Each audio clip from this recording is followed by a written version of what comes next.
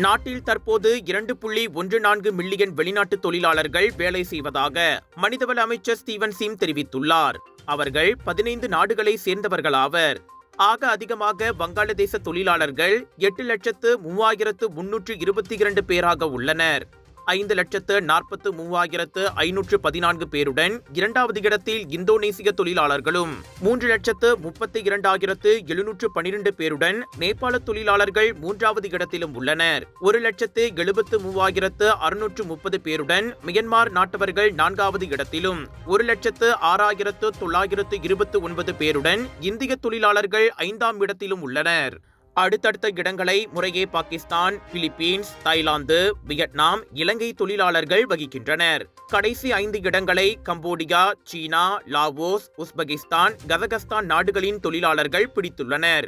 இதில் உஸ்பெகிஸ்தான் தொழிலாளர்களின் எண்ணிக்கை 12, கசகஸ்தான் தொழிலாளர்களின் எண்ணிக்கை வெறும் 3 மட்டுமே என ஸ்டீவன் சீம் மக்களவையில் தெரிவித்தார்.